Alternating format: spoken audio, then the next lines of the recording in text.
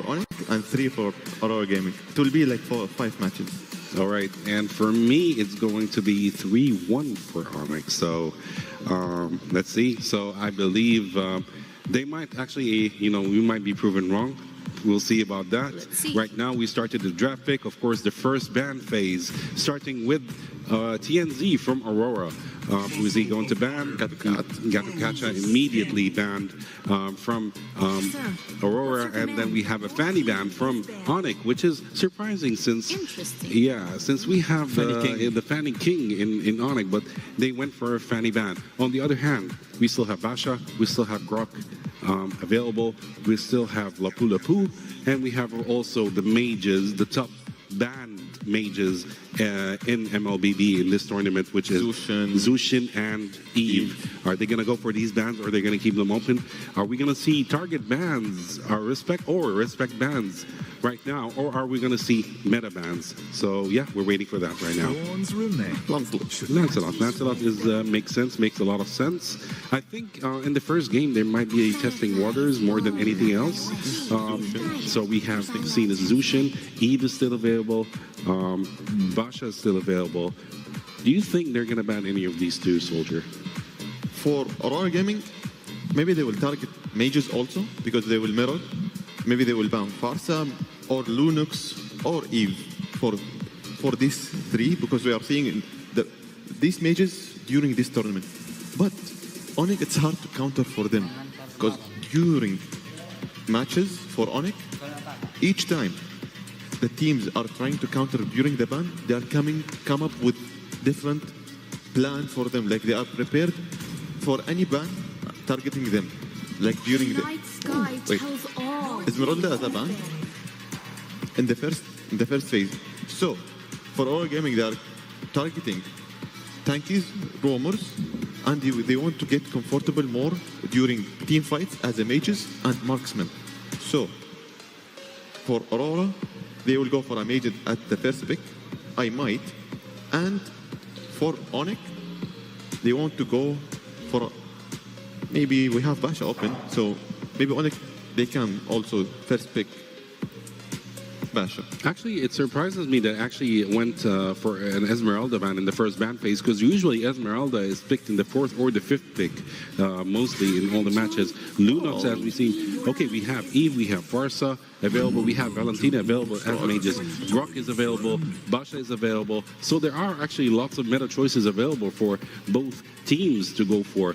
But it surprises me. I'm still kind of surprised of this Esmeralda ban, because usually Esmeralda is not picked in the first pick phase.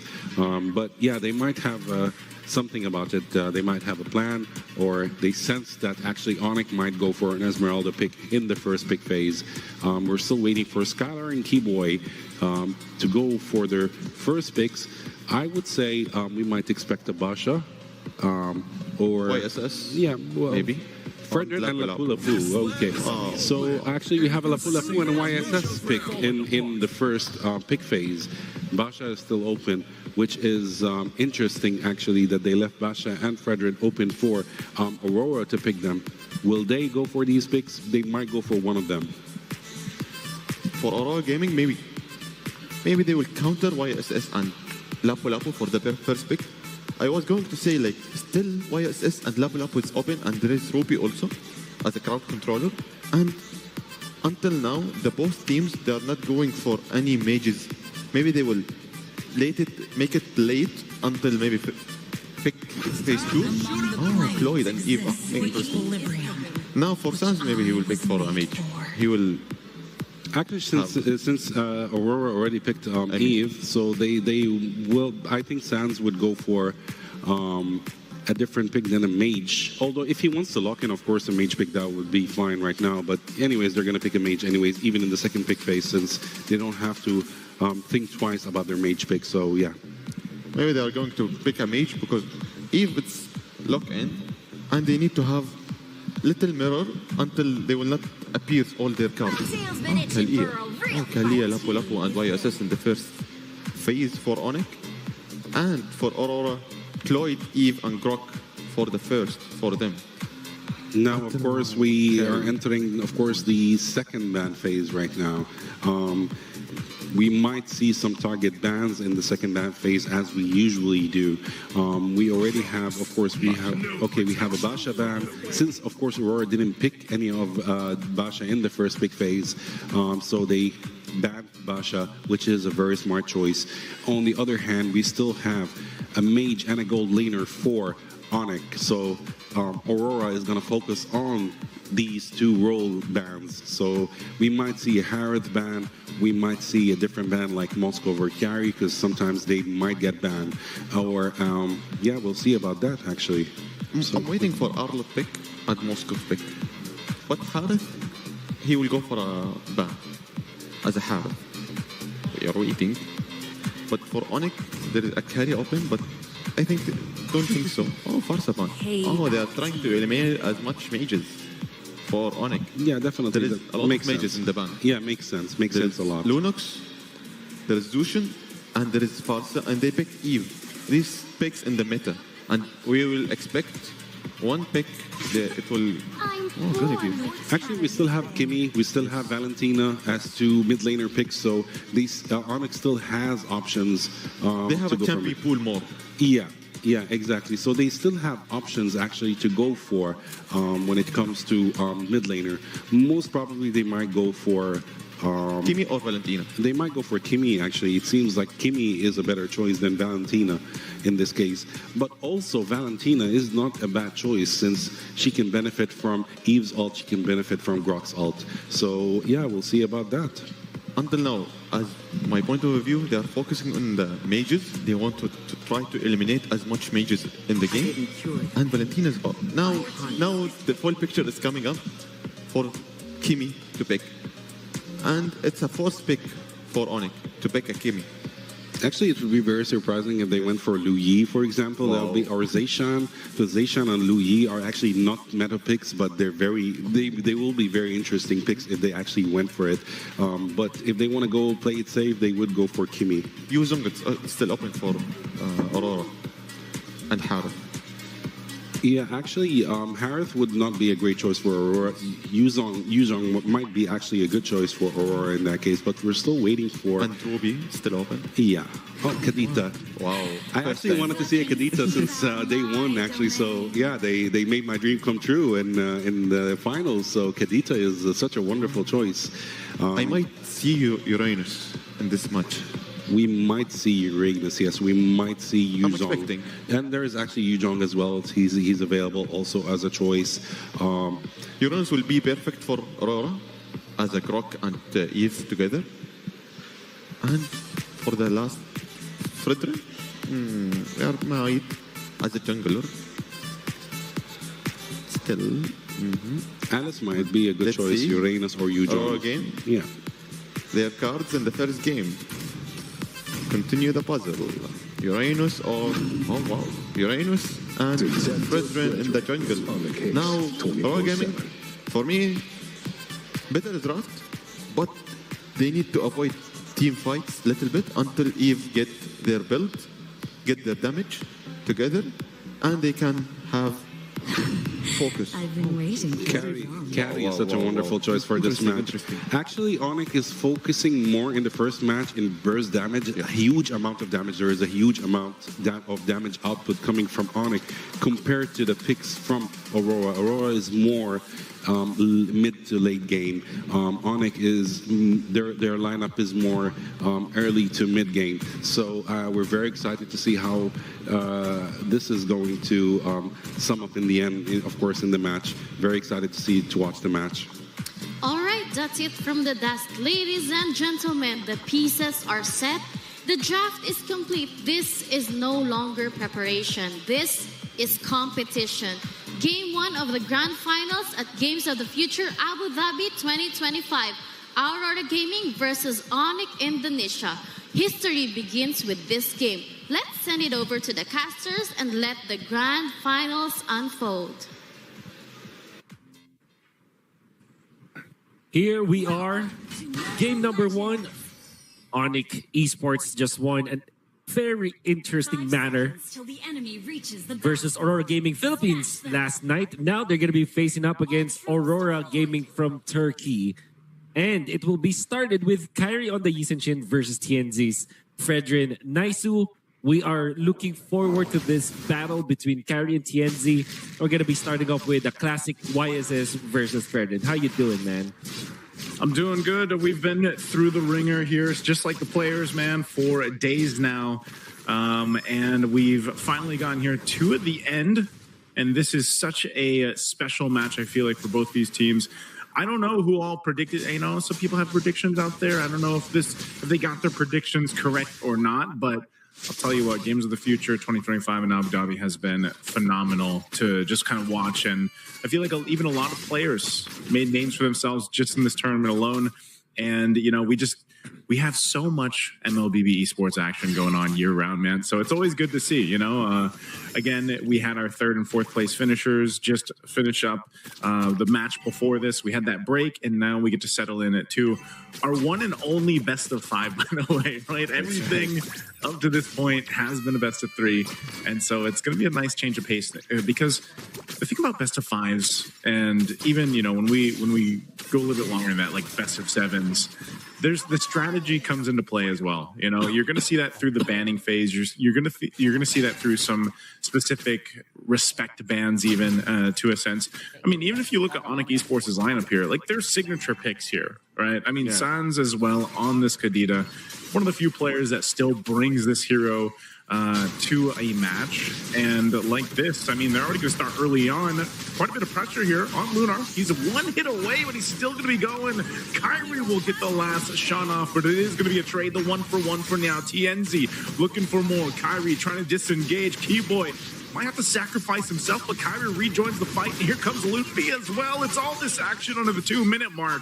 Another kill picked up for Aurora Gaming. Pagu, quite tanky, gets the flicker out. Now Luffy going to be in trouble. He wanted that kill. Oh my God, Luffy under the tier 2 takes the risk and won't pay off, but maybe bought enough time for the first turtle take to go in the hands of ONIC. Plus points for style, but that will not give any additional kill to ONIC. In fact, you might think that it's a waste of your battle card because it's like Kairi did not need the help, but they will take on Rosa. This Kadita that Sans has picked up is one of their many answers to the Eve. This is not the first time that they did it, but it's the first time in a very long time. However, this is Kalea and Kadita combo.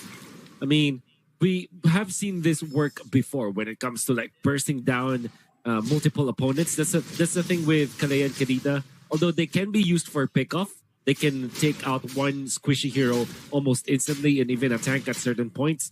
But the nature of these heroes, they can be played together in an AoE setting where you can see Kiboy going in for the Tidal Strike and then for the Tsunami Slam.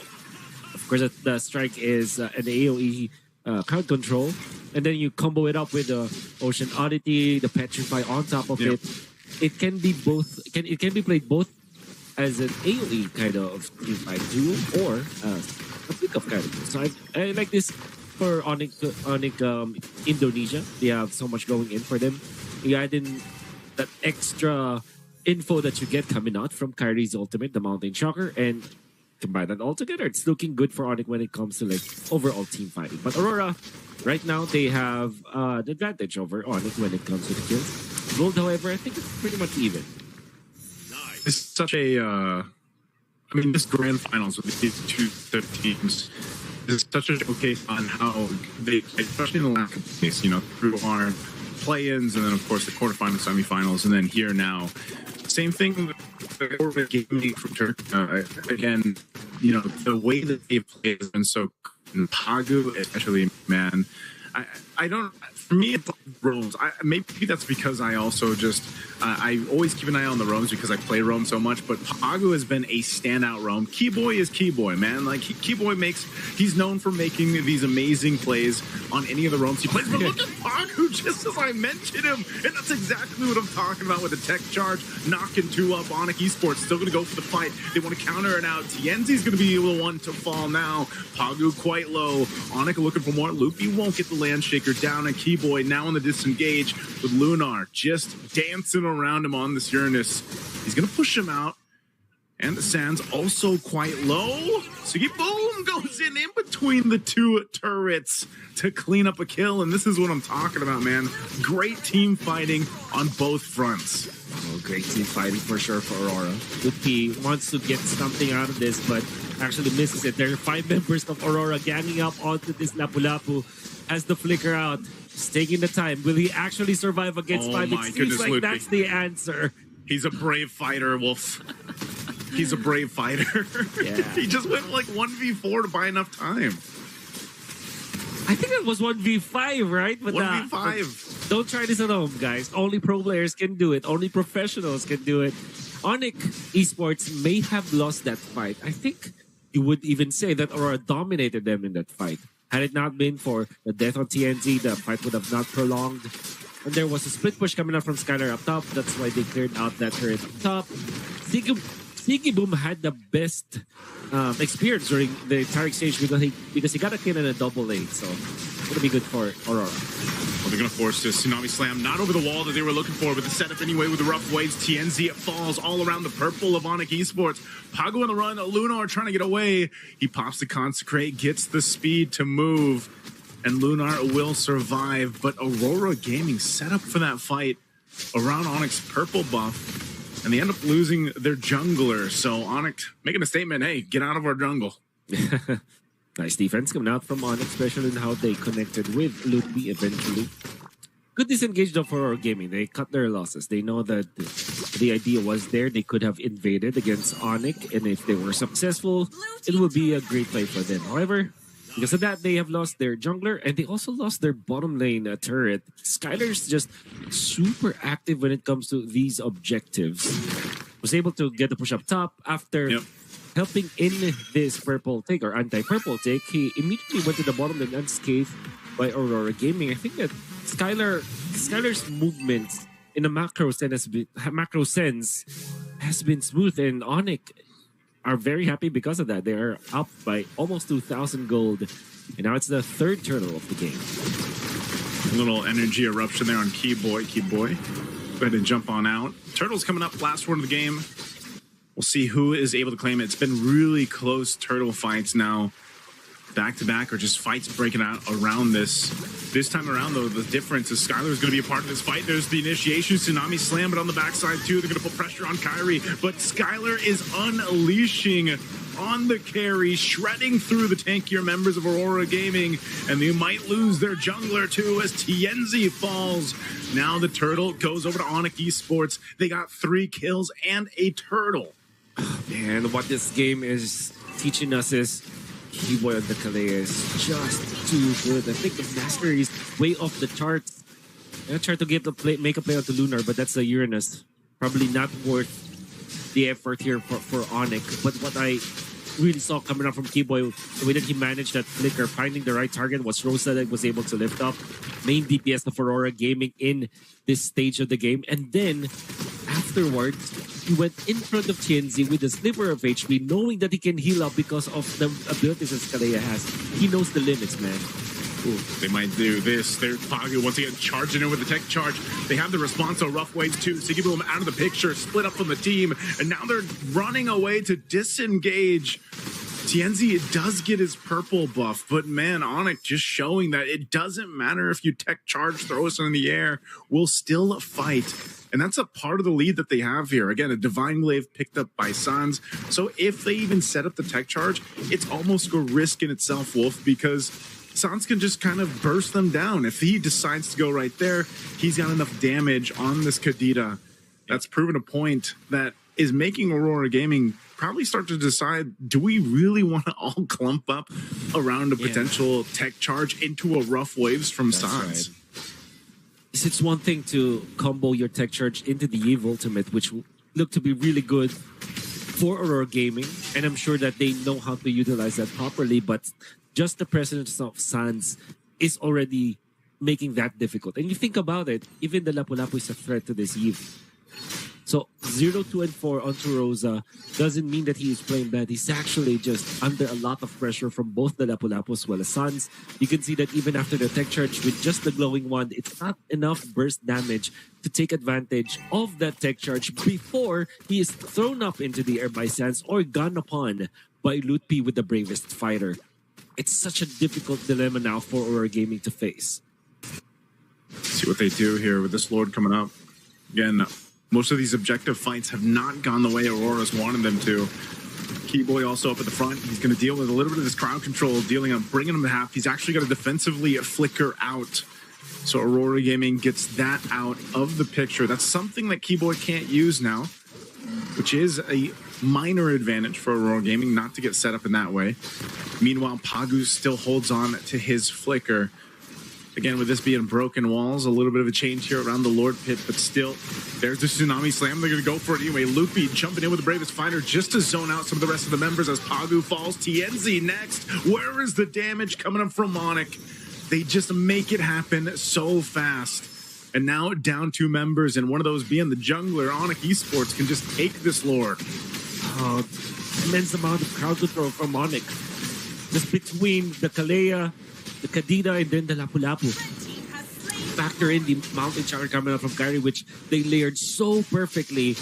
Pagu couldn't even pop an ultimate or even a flicker. And that's also true with TNZ. And the thing with these 2 tanky heroes from Aurora Gaming, nice you were looking for where the damage is coming from ONIC, and that's definitely from Suns. But right now, Skylar is already a threat. Can deal HP-based damage as well as true damage against the tanky heroes of Aurora Gaming, which kind of makes it so that the front line of Aurora Gaming is nullified, because what will happen is they're going to be knocked up in the air, controlled by Lutpi as well as Kairi, and they're going to receive that frontline damage coming out from Skylar. A front-to-back approach from Aurora Gaming will not work. Throwing a Grok into the air. He just has nowhere to go. Pagu definitely feeling that one. An energy eruption into the RWM. What a huge setup again with the Petrify. San's able to set things up. Kiboy does go down, but they trade it out. A blazing duet from Siggy Bum will keep them at bay a little bit farther. But it's a trade, the 3 for 2, and ONIC now at the doors of Aurora Gaming's base. The Lord is making his way up top. And Skylar, with 9 assists, has just been shredding from the back line. It doesn't matter if he capitalizes on the kills or not. He's able to pump out that damage. As you see on Lunar trying to get away. He does pop the consecration, but there it is. Mid-turret's going to fall top as well. And ONIC furthers that lead to 8,000 gold. Now the mastery of Suns as well on this Kadida. Going in aggressively, zoning out the members of Aurora. Taking full advantage of the thalassophobia as well as the ocean oddity and the rough waves. So much iframes for Sun, so much ways for him to waste some of the resources from Aurora Gaming. And because of that, only your mid lane hero is zoning out the members of Aurora. All the while, Lutpi as well as Skylar, they're just hitting onto the turrets. Kairi as well. So it's like, usually you see the XP lane zone out the opponents, but in this case, you only need the Kadida. And that allowed ONIC to take out 2 turrets so seamlessly up top. With this, they might not be able to get this last turret, but right now, they don't really have to. They can wait 40 seconds for that Lord to come up, get ready to march in the base one more time. And, you know, that's the difficult part is if it is Pagu that gets Tsunami Slam, man. I mean, you know, he's got a Dom Ice, Athena Shield. He's working on his next item, his 3rd one. Usually see this with the roamers anyways. They go a bit of a, you know, like a chop suey build is like we like to call it over here. But, man, you're a Grok. You're probably maybe now 2nd the tankiest other than maybe Lunar. But even so, when you get thrown in the air, maybe before you even get slammed in the ground, you're like half health shredded out if Skylar and Sans are doing the work on you, you know? And that's not a place you want to be in. And why, again, throughout games of the future, we see this carry pop up when this lineup across from them is this way. Because, again, it doesn't matter if Skylar gets kills or not. He made the macro play throughout the map. He's now completely online with this carry, and he's just able to go ahead and shred through these tankier heroes of Aurora Gaming. And gonna have to factor in the fact that ONIC has Suns on this Kadida. That's always that, I would say, that eject button for ONIC. Because when Aurora Gaming initiates against ONIC, what generally happens is if Suns is not touched, he will be able to land the ultimate, the petrify, the knock-up, and even the rough waves. There's so many ways for them to counter-engage. That's why I'm saying that Aurora Gaming might not have a good time if they go front to back. Kiboy's going to do it anyway. He's going to be the one to start it. Rosa is gone. A big part of the damage profile out of the picture. What can Aurora Gaming do on this push? ONIC full force with the Lord. Takes down the last turret. Lord's going to finally go down. They wait for their moment here. They're going to clear out the waves. Aurora Gaming with 4 members will be able to clear this out. Another wave pushing in. It's still empowered here in the mid lane. Rosa still a bit of ways here. Does ONIC decide to go for? Sands jumping in too. They're going to force it out. There's a blazing duet that's actually doing a ton of damage to ONIC as one goes down. Immortality going to be popped here on Pagu. But the Mountain Shock are going to be used as Kairi picks up Omega. Skylar finally gets the first kill of his game, and they'll take game 1 in a dominant fashion. Wow. Dominant fashion indeed. And I think my MVP for this game probably is Kiboy. But then whoever drafted this Kadida against the composition of her kind of makes me think that, yeah, ONIC, they came in prepared against this Aurora Gaming lineup. They knew what composition Aurora Gaming will go for, and ONIC have answered accordingly. They went in for the carry, they went in for the Kadida Kalea. And on top of all that, they executed so well. Kairi just played this game so easily because everybody's just working hard for ONIC. And I wonder if that's also what this video thinks. Welcome back, everyone. Game 1 of the Grand Finals is officially done. And it is ONIC Indonesia who strike first. And now they sit 1 win closer to the trophy. And as we can see on the highlights, they really dominated the game. That was a clean finish. Yes, that is very true. Of course, such outstanding performance from ONIC ID. Especially, you know, I wanted to see Kadita from the beginning of the tournament, and I finally saw Kadita, and you saw Kadita. She was dishing out a lot of damage. And that's why they banned a lot of mages. They thought that ONIC would not have any good choices, but they had one wonderful choice. So yeah, Aurora Gaming now knows that even if they target ban a lot of heroes for a specific player in ONIC, they always have options. For ONIC, Harry was playing as a support until he's doing the damage and the team will finish it. But I was surprised by Lapu damage he was doing, and some of kills was with it, and he was doing a lot, and he was initiating some fights, and all the team was recommended with him. Kairi, Yusin Shin was doing the damage, and other team was is helping and trying to get advantage. Because Aurora Gaming was having little advantage in the beginning of the game, like having some kills, but ONIC have the announcer have the comeback during the game. They reached to mid game until late game, because when you reach with Kairi, Yusin Shin in the late, and Kadita with this damage, trying to get, they controlled the map, they took the objectives, and also in the board they are seeing the gold difference. It's 10k, and towers, it's 0 towers for Aurora and 9 towers destroyed for ONIC, and also Lord slain for 2. Turtles was 1 only for Aurora and 2 for ONIC. To be honest, they dominate all the objectives. The towers, they're trying to open the map from all the sides, from top to bottom, and taking the advantage of their items. Who do you think is the MVP for this match? Looking at these numbers, I believe it is Kiboy. For me, Lutpi. I believe it's actually Kiboy as well. But shortly, we're going to see who is the MVP of the first match. Between, Kiboy. Yeah, it is Kiboy. Kiboy with 2 kills, 4 deaths, and 14 assists. Of course, Kiboy with Kalea did a wonderful job. Amazing initiation from his side in each and every team fight. I believe Aurora will put Kalea into their minds right now in the next ban phase. Or they might and tell him, okay, there you go, we're leaving Kalea for you, but we're winning the next match. Until now, we are seeing 2 players, they are choosing Kalea and they're getting MVP in this day. Yeah. Wow, Kalea now it's MVP hero. Yes, true. Yes, during the next games, we will see once they know that they are dominating using that hero, they will automatically ban it. But that's a respect ban. They will try to eliminate it more.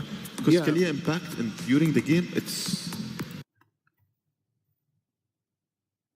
first game, trying to appear some cards until now. Also Kalia, as expected in the first ban, because she was dominating in the first match and trying to rid off from it. Oh, Fanny on it. I'm a little bit have a question mark at home. ONIC, they are trying to eliminate Fanny from Aurora. Maybe, but yeah, I believe they know that there is someone, of course, TNZ is actually good with Fanny as well. You know, he's such a good competitor for Kairi, so they ban Fanny. They don't want to mess around. They don't want to, you know, give a chance for Aurora to actually take the risk and go for Fanny. As we can see, the second ban for Aurora is actually Lancelot, and from ONIC, it's Zushin. And of course, the third and the final ban from Aurora for the first ban phase is Gatorkacha. The remaining ban right now is for the first ban phase is from, of course, ONIC. We're waiting for Sans to decide who is he going to ban. Are they going to leave Basha open? Are they going to go for a Yuzong ban? There is still Grok also available in the ban phase. Mage is still open. We saw it in the first place. First match was targeting mages, like was four mages, and now they ban Grok. I was want to say like they will choose Aurora Grok in the first pick, but they eliminate it as fast as possible, and they're going for maybe Basha. Yes, Basha. Basha first pick. It's understandable, and it's taking advantage for it. Because if I didn't take Basha, other team will take it, or it will go for a ban. Definitely, yes. But we still have lots of other options. We have YSS available for, of course, Kairi. There are other options, of course. We've seen Suyo once actually in the playoffs. We might see a Suyo. There is still Hayabusa open. And of course, but I think the most, like the best pick that they would go for as a jungler for this moment or for this match might be Fredrin, but we're going to wait for that. Of course, for the two choices, are they going to go for a mid laner? And of course, yeah, Chow is a good pick, and of course they might go for Eve as well, since Eve is open. Will they go for it? Yep, they went for Eve. They are taking advantage from the two picks, Cho and Eve, but still Farsa is open. Zushin's ban, Lunux is still open, Valentino, and Kadetta, but still ONIC, they tried Kadetta once and only for Adham, but they remove it. Yeah, I think, do you think actually, you know, in some games when someone picks a hero and they win, the other team picks it the next match with, do you think they're going to go for a Kadita? Let's try it. Just to challenge them, you know, and show them like, okay, we're good with Kadita as well, by the way. As we saw in Moscow. Yeah. Like, one team chose Moscow and he dominate. Other team they pick it. Like I will teach you how to play Moscow. Exactly. Like are we going to see that? Maybe we have a Cloud pick, and of course the third pick is going to be Lapu Lapu for Aurora.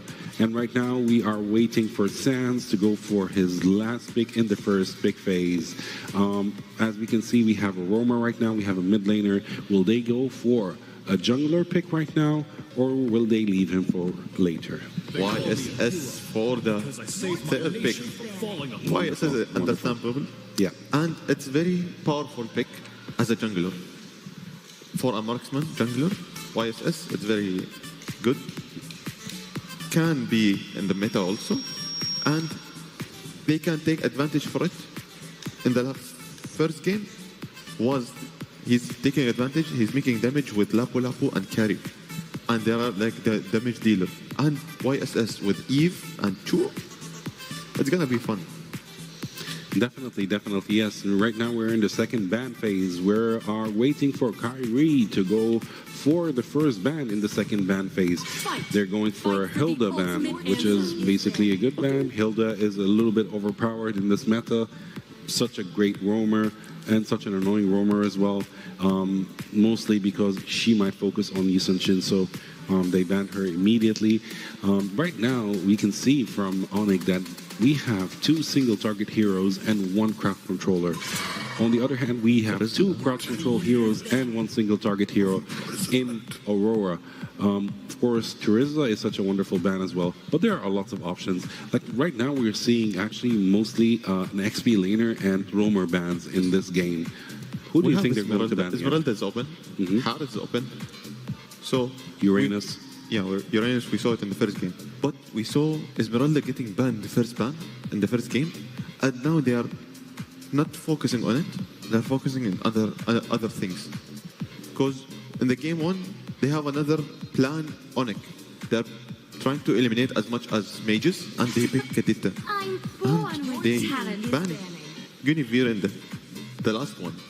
Guinevere for Aurora Gaming is gonna be annoying. And Kairi, they don't want any damage dealers until now. They're trying to eliminate Kairi to be a Kairi. Exactly, yes. Actually, Kairi is not going to be there to carry the team. But I believe they still have, ONIC still has other options. They might go for actually a Harith gold laner, or they might go for another fighter for the gold lane. We've seen that a lot happening. It's there in the meta right now, going for 2 fighters in both the XP lane and the gold lane. Will they do it for this match, or will they have something else to say? We're still waiting for Kairi to see who is he going to pick. Esmeralda. Pick it. The night sky tells all. Yep, we have an Esmeralda pick. Right now, the only remaining pick for ONIC is going to be a gold lane pick. But for Aurora right now, we have Rosa and Pagu planning, studying, Ruby and listening to their coach, of course, checking to see who are they going to pick. Of course, we have a missing mage. We have a missing mage, so they might go for Farsa. They might go for Farsa. And of course, we still have also a roamer pick for Aurora. Okay, there you go. You got your Farsa over here. So I got my Kadita the first game. You got your Farsa the next game. Okay. Wonderful. We have Patrick today in the game. Patrick is going to be so much fun, and I think people will enjoy this pick for this match. And of course, we have the last pick from ONIC. Are we going for a fighter gold laner, or are we going for Harith? This is not going to be easy for ONIC, since they didn't. I believe they didn't expect the glue pick. Yeah. Until now, ONIC have 2 damage dealers, and they have also Esmeralda and 2. For me, they will go for Yu Zong versus Farsa. It's very understandable, very good. He can counter her easily, you know, by his ult, and she cannot be more comfortable in the fights. She will be more aware.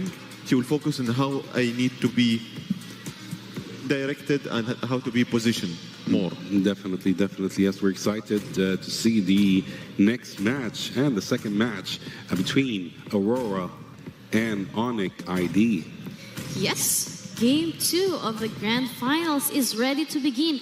ONIC Indonesia looking to extend their lead. Aurora Gaming Turkey looking to strike back. This is best of 5. This is championship pressure. Let's hand it over to the caster and jump straight into the action. Here we are, and let's forget about everything else. Nice, Sue. Because What are we forgetting? everything. We have to forget everything and just focus on one thing. What's that? The glue is picked up. Welcome Paglu. for legends. The Paglu Patrick Star is online. It's in the building, and I'm excited for that. But I think that we have to hand. So it kind of means that there is some tech issues that that kind of needs to be addressed. Maybe it's from Lupi's side. I'm not sure. Definitely from maybe from ONIC side. We'll see if we jump back into the game. But yeah, I think before we jump in and before we analyze a little further, I think Pagu bringing out that Patrick, was it yesterday, 2 days ago? Probably boosted the sales. So if you guys didn't get it yet, go grab Patrick while you can in game. Again, this is a limited time event. Make sure you go grab him. It's pretty affordable, and you get one of the best skins in the game right now. Now jumping into these lineups, Mr. Wolf, I would say I like what Aurora Gaming did for this draft. They cover. Oh, I don't like this for Rosa though. Whoa, Rosa! Whoa! This is bad. Kiboy gets first blood, and nothing Patrick could do to help him there. Oh no! Almost gets the RH. That's TNC getting level 2. Kiboy has the flicker. jukes. It can do. Jukes out there coming up from Kiboy already. Great start for ONIC, and most particularly Kiboy, my personal MVP of game number 1. And now back on the show, one of his most played heroes as well. And it's not going to be stopping. And Rosa have revealed a little bit of weakness in there, showing himself in front of the Cho without the wings by wings. I think that ONIC has identified that there's no wings by wings available. It's available for that hero. No flicker as well, because he opted to go for the pure fight. That's why Kiboy was able to run him down. Yeah, that's you know, anytime that you have this early first blood like that, especially in the hands of any Cho player, like they are going to continue to put pressure on your side of the jungle now. So we'll see if that ends up being a little bit too much for Kiboy, and then he gets punished. As you can see, he's doing exactly just that, giving that information over to Kairi and the rest of ONIC too. So once that level 4 is available is when you expect both well, more so the Cho really to be a little more proactive on the kicks, you know, using that ultimate to set things up. Meanwhile, this glue roam works a little different, you know, but we've seen it work wonders for Aurora Gaming just days ago when they debuted it. And now this turtle is for the taking. It's going to be started up. RWM dropped down. TNZ waiting for Lunar to join the fight, but it's just gone so quick. ONIC securing the objective, and they'll disengage after that. Sans is in grand finals for popping the ultimate, knowing that doesn't have to go for any kind of exchange now for ONIC. They are needing that 1,000 gold now. Kiboy is not level 4 yet, despite that turtle take coming out from ONIC, which is interesting.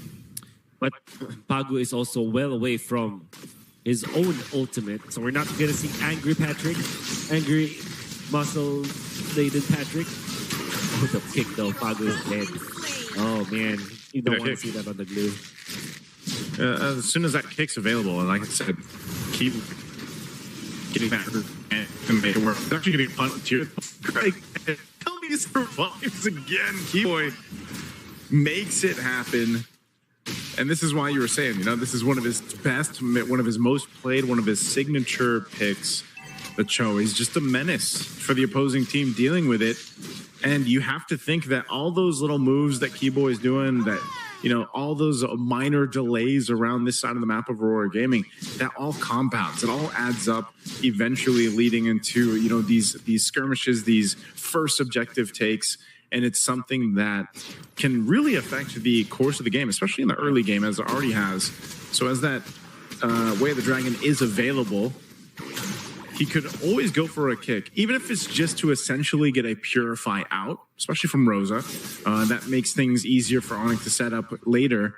So for Aurora Gaming, based on how this beginning of the game has gone, you know, nothing on the board just yet. It's not anything too crazy. This 2,000 gold lead that ONIC has is still definitely in a place of contention for Aurora Gaming. Even this first turtle, if they somehow are in a better position to fight for this next turtle, that would be great. If they can take out a member from ONIC, then that would be even better. But as we've seen here, Wolf, like the fact that they have a clogged gold lane is going to take a little bit longer to build up. They need that. Pagu's actually going to go ahead and try to drag Lutfi back here, but it's a little bit too risky, so the Feathered Airstrike dropped down. Now that's actually a big resource out here for Aurora Gaming as they want to go ahead and set up around this turtle. You can see ONIC, they're going to use that Black Dragon form. There's the kick too. For Pagu could be in trouble with trying to buy time up for the turtle. Lunar.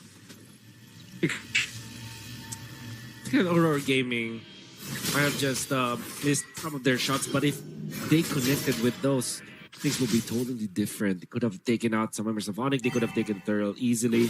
Lunar got outplayed by Sans. Sans, instead of going to the back, instead of like going for a fear movement, he went forwards, which meant that one spell or one skill coming up from Lunar didn't hit. Look at that burst. That's that setup potential, you know, especially with the Mountain Shocker. And always YSS's damage in the early is quite devastating, especially for the mid lane mages that do get set up there. Once again, Skylar just gives some information. Lunar, the shot essence from Lutfi, enough alongside Kairi to win that fight. Right now, they're just continuing to build up on the lead they have here. Making the right moves now for ONIC. They have pressure up top. Skylar, though, not going to be able to survive. That's the power of Baksha and TNZ. Great footwork and stuff as well. No chance for Skylar to do anything afterwards. That would mean that they will at least get on the board. 1-5 is the kill score. ONIC leading by 3,000 gold as they have pushed the bottom lane as well. The map looking all red right now. And that red means ONIC. Oof. Black Dragon form used. I think he's going to be able to escape though. Loopy is fine. If you look at Aurora Gaming's chances of winning this game, because again, this is the grand final, it's best of 5. There's quite a bit of jump to in terms of the prize money between the first and second place here. And obviously, if Aurora Gaming can beat ONIC Esports, that would be a huge statement here in Games of the Future 2025. And the way they're going to have to make that happen is allowing SEJARAH to get farmed up on this Claude. They're going to be rotating for this turtle. Once again, fighting for it. That's the kick, separating Pagu from the fight. SEJARAH gets the turtle secured now, and Loopy trying to get away as Lunar also on the disengage. So once again, Aurora Gaming taking these little wins where they can. If that means getting a turtle, then that's something for them, rather than losing everything. Although Pagu is really struggling to try to make it Staggering some of the ways that they have with the turtle. TNZ. There's the kick. Feathered airstrike. RWM just right across the battlefield in the mid lane. It's chaotic. It's messy. But even under the turret, they go. A double kill for Kairi. Looking for more. Forcing it under and in between the tier 1 and tier 2 turret. As 3 fall for Aurora Gaming. Man, ONIC is just so good at juggling around the team fight. The fact that that was the team fight where everybody from ONIC was ready and are well connected. Sans popping the ultimate very early. You would think that they will wait for an initiation first. Of course, they did wait for this kick, but even then, it actually set up for this huge ultimate to have so much value because it already threatened the members of Aurora and also landed so much damage already around. The way that ONIC Esports are layering their skills are so good. Especially because Kiboy has just been acting the map. So far has been phenomenal all throughout the tournament, but particularly in this grand final series, it's been instrumental to ONIC's wins in the early stages of the game. Seems like he's not going to be stopping as of this moment. He's already providing the vision for ONIC as they set up for the Lord. It's such a weird chess game that has to be given to Aurora Gaming when they go into these fights. You know, they're not going to be able to really do much with this Lord as it's just kind of blitzed down. And so they have to prep up for the base defense. Now, that's what I mean. If they set things up, you're always seeing this. I mean, this was a classic mid lane matchup that you got to see so much before in the past, right? The Farsa and the Eve against each other. It's a circle and a square, basically, that everybody is fighting around. And, you know, unfortunately for Rosa, because of the first blood right off the bat, I just feel like Rosa really hasn't been able to farm up. And not only that, but also just hasn't gotten the most value out of the feathered airstrikes. You know, in comparison to Sans, how he's been able to go ahead and set up those real-world manipulations for ONIC to play around. But that's also much easier when you have someone like Kiboy so proactive on the Cho, starting things up. And with this Lord, it's going to make its way to that tier 2 turret. This is going to be an easy take for them. Lord swinging away there. We'll see if Aurora Gaming holds on to their Holy Defense shields. Tier 2 up top also going to fall. So we'll see. Once again, there's the kick. Way the Dragon. Feathered Airstrike going to be dropped down as well, but they're all out of range. RWM dropped down as Lunar all to himself. He falls, and now one of the turret. Loopy goes a little bit too overzealous, but still going to be able to survive. And now Pagu trying to bring back Kiboy, but he won't be able to do it either. So once again, ONIC completely fine. They'll get these shields down bot, mid, and top off that first Lord push. I'm just in awe of how ONIC are able to avoid the area of control for Rosa. Rosa is a phenomenal Farsa player. I have been impressed in how he was playing this hero for a long time now. Ever since M4, when I saw him play this aggressive kind of Farsa, always on point with the feathered airstrike. I don't know how ONIC does it. Is it from the pressure coming out from Kiboy? Is it just positioning? It's just the way that they quickly react to what Aurora is doing when it comes to those team fights, because it's great to see how they are able to avoid that feathered airstrike. At this point in the game, Aurora Gaming does not have enough of team fighting tools from SEJARAH, despite SEJARAH having this triple free item power spike. ONIC Esports players are so tanky that Sigiboom will need another one, maybe another Malefic Roar on top of the items that he has right now.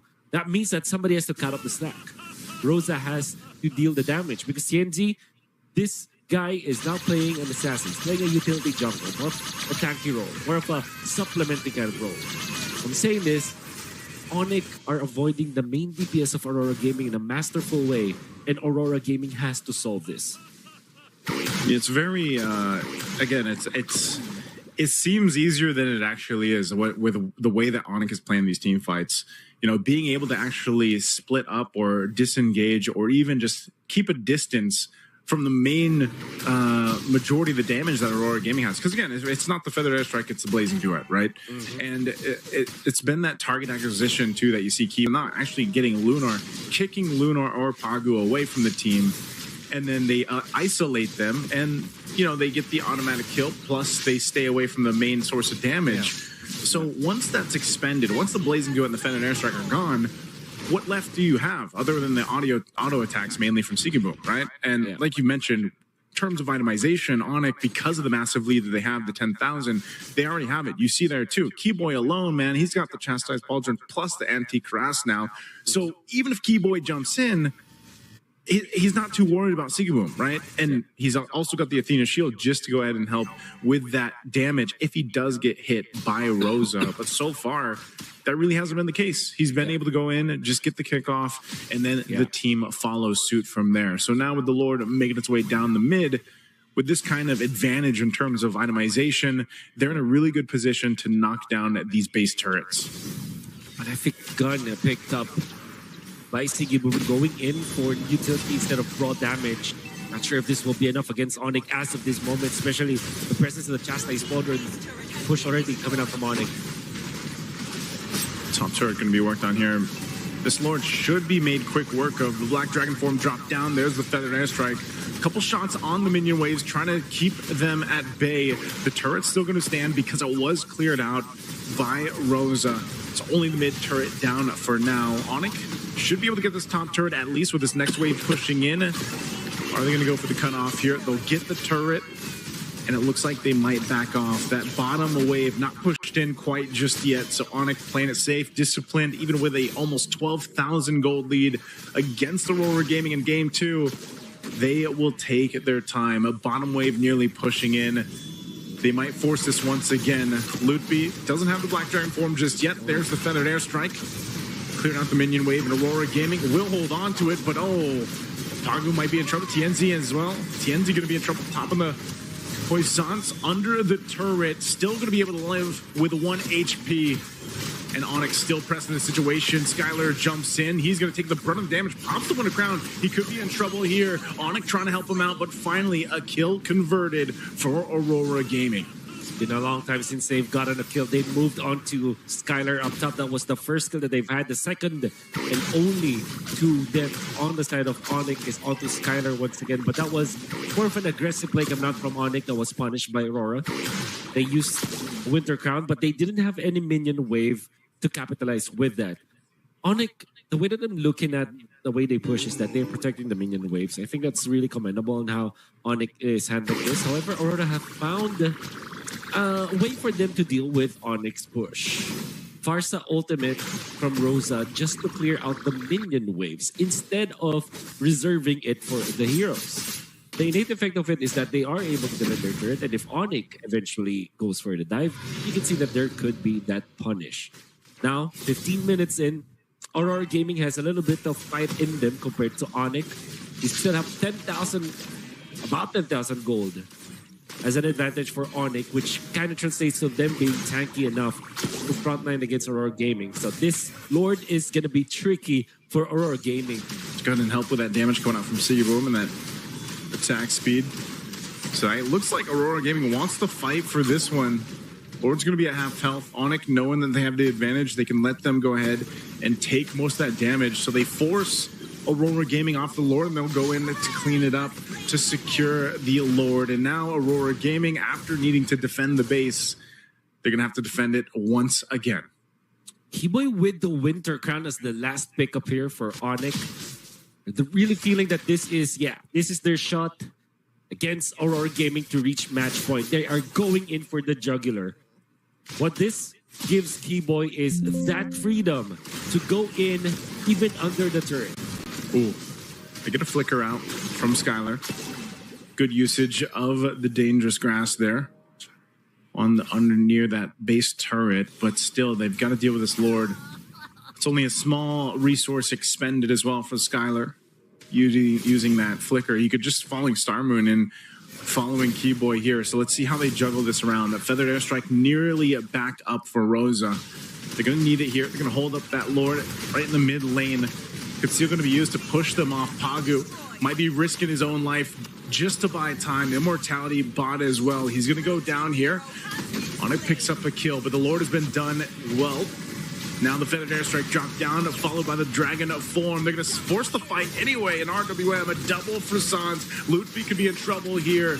The blazing duo with the winner crown. Nice setup from Siggy Boom as he BMIs back to safety. But the waves are pushed in, and ONIC can just lock on the base to take and secure game 2.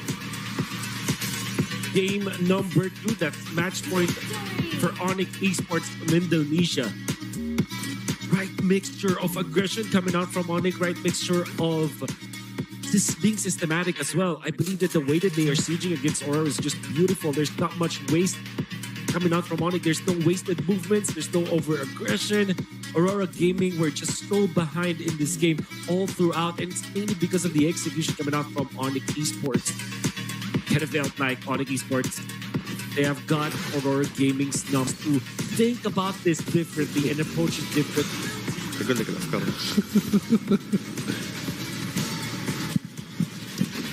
All right, welcome back everyone, and once again ONIC Indonesia takes the win. They now lead this grand finals with 2-0. Just like what we saw yesterday against Aurora Gaming PH, ONIC are showing the same confidence, the same control, and the same killer instinct. This is a strong statement from ONIC. You agree with me, right? For ONIC, the same momentum as we saw in the group stages, until now, they are continuing in the same synergy, same momentum, same aggressions, and same aggressive play style. They are like we used to it. Like when you hear ONIC name, you hear like early fights, aggression, aggressive, and early fights like with style. That is very true, actually.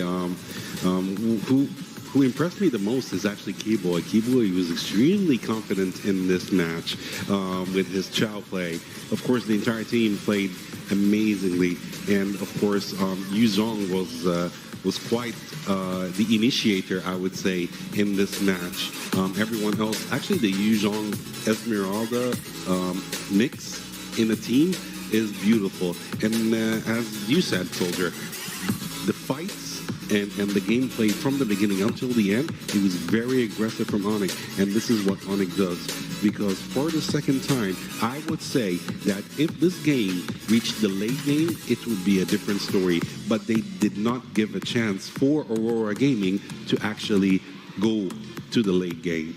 And as we can see here from the highlights, there is a difference of around 11,000 gold, of course, for ONIC. 9 towers destroyed to 0 towers for ONIC as well. 3 lords slain from ONIC, 0 for Aurora, and 2 turtles slain for Aurora compared to 1 only for ONIC. Complete dominance, I would say, from ONIC ID. Who do you think is going to be the MVP for this match? For me, YSS. Because ONIC sacrificed 2 turtles for 1, but they focus on fights. But for MVP, I think YSS, but Kairi. He got that. Yes, it is YSS, of course. It is Kairi with 4 kills, 0 deaths, and 7 assists. Well, let's be very clear. This is now the match point. Yes. Yes. This will be the match point. Maybe a team will take the crown, or we will continue for the 4th game. I believe this is the most dangerous part of the game now because it's 2-0. One more draft, one more clean game by ONIC Indonesia, then they will take I don't believe maybe they will actually ban her again. We saw now we're seeing a Basha ban, and we are seeing a Zushin ban. Is Lunar going to ban Kalea and not give a chance for ONIC to actually go for it, or will they have something else to say? I like ONIC. They are continuing the same banning for them, Fanny and Zushin. They're trying to eliminate Zushin and Fanny. But to be honest, your odds is right. They banned Kalia because we have a lot of Kalia the daily, and all the one who picks Kalia, he's the MVP. That is very true. That is very true. They're not giving it a chance. They're not giving ONIC a chance to go for Kalea. But we still have lots of heroes available in the meta for the ban list, and we are waiting for the last ban. Of course, it's going to be Grok. They're not letting Grok also be there, although they won against Grok in the first match, but he was annoying for them. So they said, okay, no, we're just going to ban him. Right now, first pick from Aurora, TNZ, he's still thinking who to go for. Might be Lancelot. As a first pick, yes. Yeah, might be Lancelot as a first pick. Or they might actually rush and go for a mid laner pick, probably. Not sure, but I believe it might be Lancelot or it might be a Hayabusa. But Hayabusa as a first pick is hard. Hilda. They're going for Hilda. They're going for Hilda. I forgot about Hilda actually. They didn't ban it. Yeah, they didn't ban Hilda. They went for Hilda immediately, which means that they're actually forcing ONIC not to go for a squishy hero kind of jungler, just like YSS or Hayabusa or Lancelot, because it's very easy for Hilda to actually stun them and slow them. So they most probably might take the gamble on that, or they might go on the safe side and go for a Fredrin pick. Hilda was banning during the two games, but they are very comfortable with YSS during Hilda ban. But now it's a little bit confused, little bit. They are not comfortable now. But for ONIC, they choose Lonux and Esmeralda as two picks. Like they have an answer and they are comfortable with these two picks. They ban Zushin, they ban also Eve, and the best pick for now on, Lonux, and we want to see Aurora Gaming. Maybe they will go for Fasa, or maybe they can go for Kimi, and we have Valentina. Yeah, we do have a Kimi, we do have a Valentina. There might be a good option. They might go for Kadita as well. Yeah, Kadita. Kadita also is a good choice. Kimi is going to be a hard choice for them since Lunux is actually very strong. But they went for Kimi and they're going for Hayabusa, so they're going for kind of a squishy jungler, since they actually have Hilda, so they would comfortably go for a Hayabusa pick. Kimi, on the other hand, is a gamble, to be honest. Wouldn't say this is the best pick as a mid laner, but Rosa is not a person that you would actually kid around with, so we will see. As we have now, also Zushin is open. Yuzong, we have Lapu Lapu, we have Ruby, and still Harith, but they will not focus on these. We will say it in maybe in ban phase 2 and picks 2. Lancelot. Interesting. So Lancelot versus Hayabusa. And Lancelot, it will be a very good pick against Hilda also. Actually, Lancelot is such a very hard pick for Kairi. Yes. It's not easy facing heroes like Hayabusa and Hilda. But of course, Kairi is Kairi. Kairi is not someone to mess around with. So he knows his ways around using Lancelot. I'm pretty confident of him. Right now, we are in the second ban phase. Of course, we have a Ruby ban. This is actually the first time we get a Ruby ban today. Yeah. Yeah. Right now, we're waiting for Lunar as well to go for the second ban phase, the second ban phase for Team Aurora. Who do you think they would ban? We have Harith and Yuzong. Also, for a god lane and also XP lane. But until now, we didn't saw any limit testing and every team knows their limitations and knows we will not risk it for the in the finals. Sometimes Aurora, we are seeing some risks taking for them, but ONIC, they are playing on the same safe side. Interesting. They are now targeting some roamers with them and initiating the fights also, because Gata it's very good for initiating the fights. Damage, he can take the damage a little bit until the team he can dealing the damage and taking more comfortable during the fights. Yeah, actually, I can see from, of course, Lupi from ONIC right now. He is banning Yuzong, and actually, the last ban would be a targeted ban for a roamer or a gold laner. In that case, these are the two options that would actually seem viable for Team Aurora, since ONIC still didn't go for a fighter or an XP laner, and actually no, they do have an XP laner. I mean a roamer or a gold laner. So I believe they might go for a gold laner ban. Makes more sense than a roamer ban, but of course, maybe, but still, it's not easy because, ONIC roamer is very strong. They might target him more than the gold laner. We will see. Yep, they went for a Chow ban. Yep, so they are actually focusing on ONIC roamer in that case. Right now, we are in the 4th pick for ONIC, so we are waiting for a gold laner or a roamer in that case. To be honest, if they will pick a gold laner and can fit with their team like Lancelot and Lunux and Esmeralda, that's gonna be a little bit tough for Aurora Gaming, because Aurora Gaming having Hayabusa and they can pick against Hayabusa some crowd control to deny his movement and his movability during the fight. Wow, Kaja first time we saw Kaja. Actually, Kaja is such a wonderful pick. It's such a wonderful pick. Although, by the way, Lapu Lapu is still open. Lapu Lapu is still there. One. Yep. So they might actually Aurora might go. Yeah, Aurora might go for a Lapu Lapu in that case. Kaja is a surprise for Aurora right now. There is a CC as well. We have a Lapu Lapu that they can go for. Oh, wow. Wait. Okay, wow.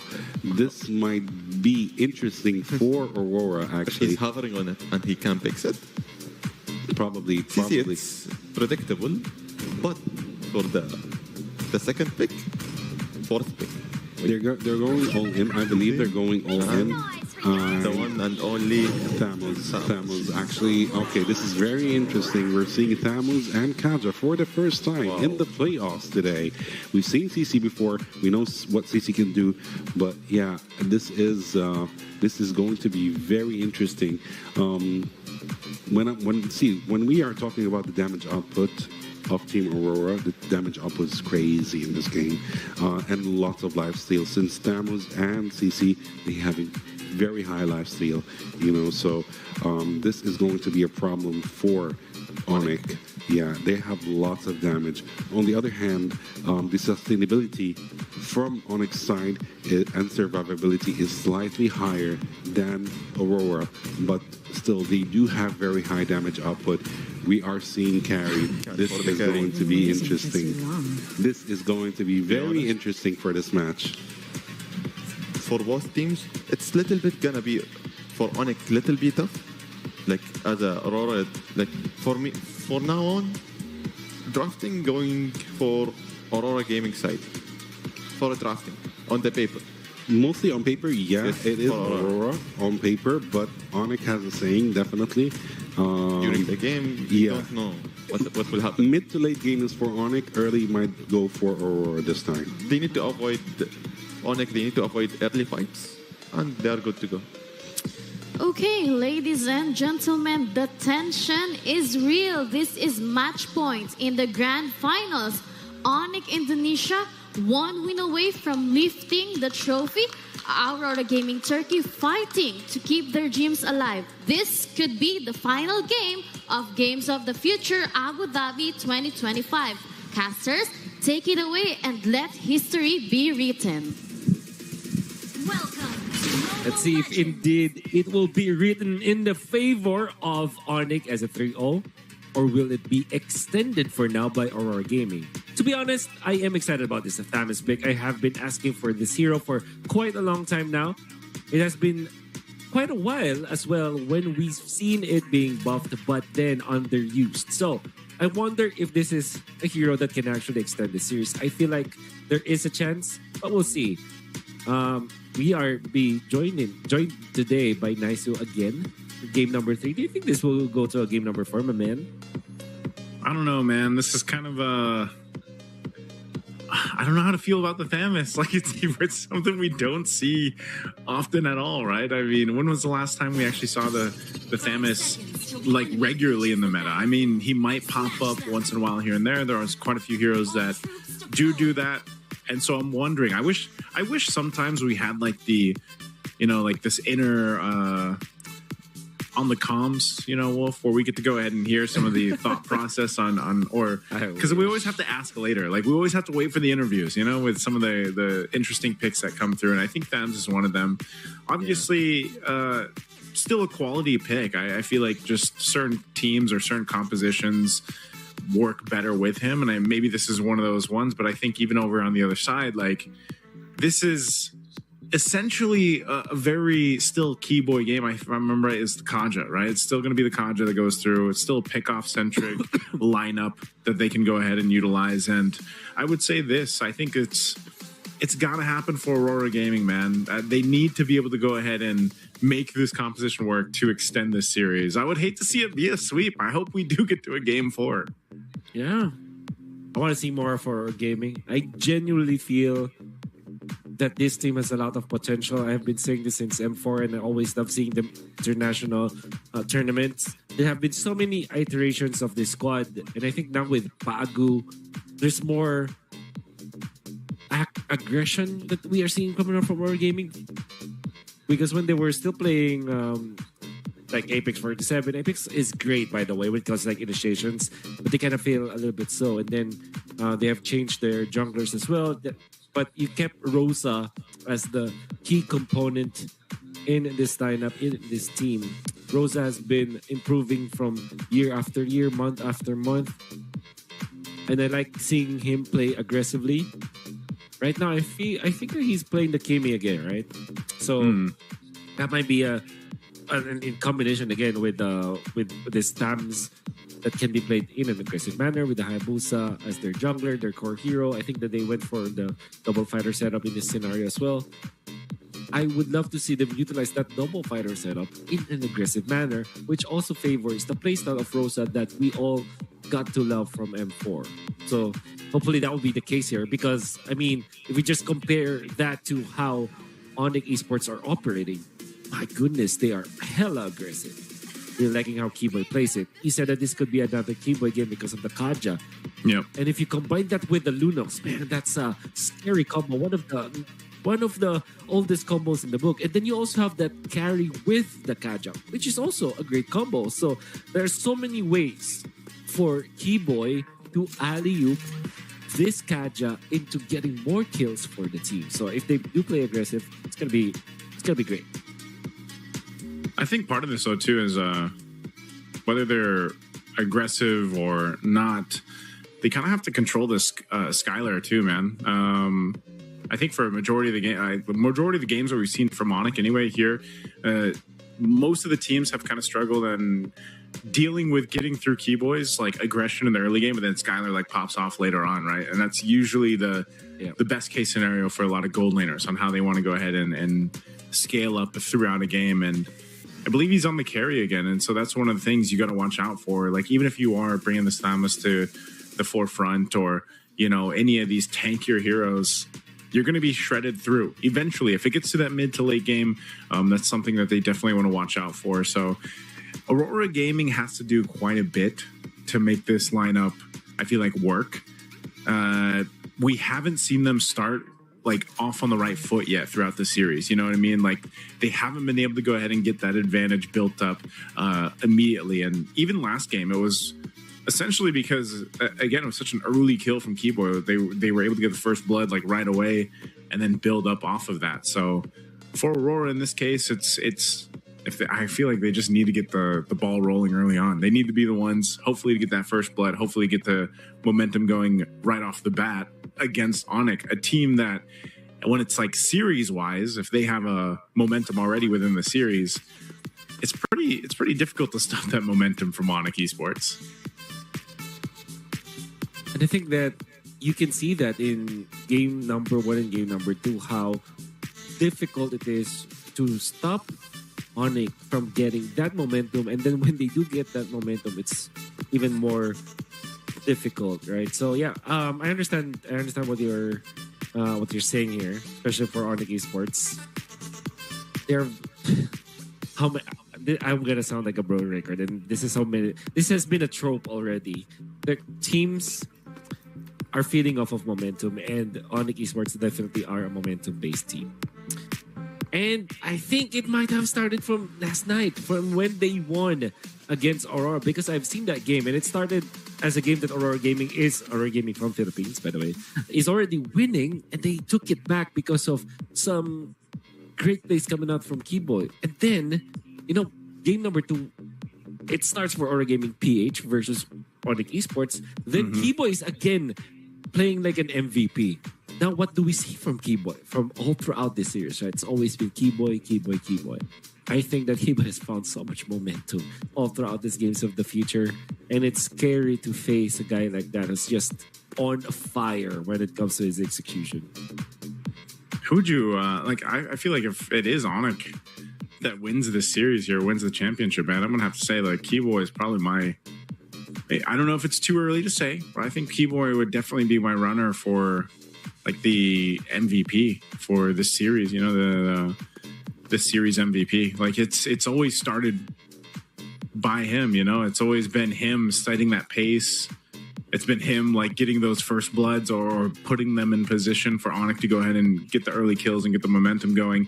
Like if you think about the way that, especially from the semifinals up to this point, think how it almost feels like Kairi's job especially has been relatively smooth. Like it's been pretty easy for him to just kind of work on objectives. Like when have we really seen Kairi like sweat in terms of in the game, getting to the objectives? Because ONIC, what they've doing so well right now, and if you've been watching the games for the past couple of days by them, they give so much space, right? Yeah. And that's what the roamers, that's why I always say, I always keep my eyes on roamers. Shout out to all the roamer mains out there. Yeah. If you have such a good roamer on your team, like, what that feels like, especially if you're a jungler. The roamers are the ones setting things up, but also providing you with information. Like if you look at some of the most successful roamers, there's a reason why they're usually on the other side of the map, where they're scouting things out, but they're also making plays, but they're also avoiding things. I mean, like the last game alone, think how many times Kiboy avoided dying, right? With the flicker or the Jikundos that he had, and obviously Cho is probably one of the very few heroes that allows you to do stuff like that in comparison to the other roams. But it's still, that potential is still there. Now with the Kadra, it's not as fancy, it's not as flashy, but the purpose is still the same. You're gonna go try to give that vision that you need, but you're going for that pick off potential with the divine judgment. I mean, that's probably the biggest thing, but you can also peel with that too. And if you notice as the game transitions, that's why I always say they need to worry about Kiboy in the beginning if you're Aurora Gaming, but then like mid to late game, start worrying about Skylar. Like, where is Skylar? Sans, Sans was insane. He was completely different on the Kadita. You have to worry about the Kadita where you're setting up here. But in that essence, there's just so many boxes that need to be checked, I feel like, for Aurora Gaming to deal with this version of ONIC Esports that we've seen so far here in Games of the Future. You know that meme where this guy is playing like a video game? It's like there's a headset, it's like singing like I'm at a payphone, and then it transitions into like so much hardcore gaming where everybody's just pressing a lot of buttons. I think that's literally what's happening here in ONIC, and I'm not saying that it's a bad thing for Kairi. I'm sure that there are so many series that ONIC Esports have played where it was Kairi's turn to be trying hard and pressing so many buttons in a short period of time. But yeah, I really have to agree with what you said about what is being seen in ONIC Esports as of late. It's like Kairi's just collecting everything, just claiming the rewards. It's just like clicking all those red buttons in the app and everybody's just working hard for it. Not saying that Kairi is a slacker, but it's just that the performance of his supporting cast is just way too good. Yeah, this is one of them too, Lupe. I mean, he's played so well. I mean, I remember when, I can't recall how many seasons ago it was, but when Lupe just started to fit into this lineup, and the journey he's had himself over the seasons or the year, and getting to this point where he's actually able to, you see some of the plays that Luffy's been making, man, whether it's a Lapu Lapu or, whatever hero he decides to play, he's able to make plays. The usual on the Lapu Lapu, a lot of the XP laners that are picked up right now reward some of that style of gameplay that Luffy has been showing us, So it's one of those things, and it looks like we'll be getting back to this game just shortly here. Again, we want to make sure that everybody is having the best gaming experience for this, as it is a championship match point right now for ONIC Esports. So thank you for everybody for being patient with us while we go ahead and get this situated before we jump back into this game of 3. Maybe this time you can go, if you haven't yet, go grab that Patrick skin. Did you get it, by the way, Wolf? So I haven't gotten it yet. I haven't started doing the cooking. Or well, was that's for SpongeBob, that's for SpongeBob. sir. Yeah, that's right. You only need diamonds, right, for the Patrick skin, right? Yes, you only need diamonds. Well, I have to wait for the end of the month for that, because that's when the top ups usually happen. So yeah, I think it will run until end of December. So, or maybe end of January actually. So, yeah, you got plenty of time. Yeah, you got plenty of time. You can grab it while you can. Are you even trying to grab it? I was one of the people, man, that as soon as I saw it, come through in the hands of Pagu. Right when we went to our break, I bought that skin, man. Nice. I went for it. Yeah. I don't even play Glue, though. Well, now you can play Glue. Yeah, because sometimes you play Roam, right? So. No, I'm mainly a Roam now. Okay. Well, that's perfect, because Pagu actually showed us. Yeah. But then it struggled so much last game. Yeah. It struggled last game, man. I mean, see you in M7. Love TLPH, by the way. Right. We see the pads out there. Hey, M7 round the corner.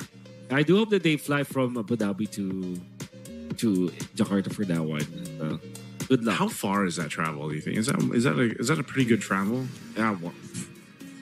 Okay, so that's around 4 hours away from us, Indonesia. I mean. And we already have to spend like 13 hours to Abu Dhabi, so I would assume it's almost. Is it 13? It is. Right. Okay, Abu Dhabi to Indonesia is 8.5 to 10 hours. That's quite a long flight. Yep. It's worth going though. If you got, by the way, those tickets were sold out, I think. So, I mean, I'm so glad we have. Well, some of them were. Yeah, I'm so glad we have a live audience out there though too for Abu Dhabi. I wish we could have gone out there, man. Yeah. Maybe. Games of the future. You made me cough out. It's okay. Because of that. But we will see Aurora Gaming Indonesia, Aurora Gaming Philippines, and Aurora Gaming Turkey in M7, right? So yeah, maybe that's what I'm saying. Preview. This is like a preview. But it's also a high stakes tournament. Like it's a $300,000 preview. Man, the difference between first and second place, by the way, is quick math. 160,000. 160 something thousand dollars, man. Like that is a jump. That's almost that's almost double basically between first and second place. Yeah. So like the stakes here, like those are part of the stakes. Obviously. So this is not a preview. This is a literally a sweaty grand final that we're gonna see from both teams. Hey man, that's why I was, it would have been cool if we had a best of 7, but hey, best of 5. That's why we're hoping, Aurora Gaming can extend the series here. Yeah. I wonder, this might be one of the things though. Maybe, this gives them enough time to go ahead and kind of settle into this this series. I know they're facing an 0-2 right now, but we've seen complete turnarounds before. We've seen reverse sweeps before. Yeah. I wonder what is the general. Because I remember when Aurora was playing, whenever Aurora was playing in the playoffs, in the knockout stages, there's a lot of cheers from them, and I've heard reports that it looked like an Aurora Gaming crowd, right? I wonder if this is a series that's more Aurora Gaming favored when it comes to like how much, like which team the crowd loves more, or is it like ONIC Esports? Because I feel like I've seen a lot of like people who were showing us like it's a 3-0, which kind of means that they should be probably supporting ONIC, maybe because Mr. Kairi from the Philippines is there. I've seen a lot. I think Kairi's just got fans wherever he goes, man. You're also right. But that's also true. Like that's that's Kairi. But Aurora Gaming, a lot of Aurora. I've actually over the days I've seen a lot of Aurora jerseys, pop up. I think we have our own too. We have our own Aurora jerseys, don't we? I mean, you have an ONIC. Yeah, you have the ONIC one too. Yeah, you get the whole collection actually. But yeah. There has been a lot of Aurora jerseys that I've seen over the past couple days, so I don't know. I think it's just a good, there's great support. I saw, one of the watch parties out there too in the audience. And of course we've got plenty of watch parties going on. No, well, there is the one going on in Jakarta. There's the watch party in Jakarta going on for ONIC, which they have a whole event for. So I'm sure over there, they're really excited and happy about this being potentially the last game, but there's a lot of watch parties going on too, so big shout outs to all the watch parties. We actually know a couple of the watch parties going on too. So props to you guys. Thank you guys for supporting once again Games of the Future here, Abu Dhabi 2025. It's been a run, man. I feel like how many days has this been? It's been what, 8 days? Yeah, 6 days. This is the 8th day. 6 to 8 days. Yeah, this is the 8th day. Oh, I think we've been casting for 6 days. Yeah, 6 days. That's right. It's been a journey. It's been a journey. Most especially for the teams that we have in the grand final, because it means that they've also played 6 games straight, which I mean, if you've been following their local tournaments, you would know that they are only playing like at most 3 days straight on group stage on the group stage regular season, or 5 days straight in the playoffs, right? So them playing 6 days, high level MLBB, it's quite tiring.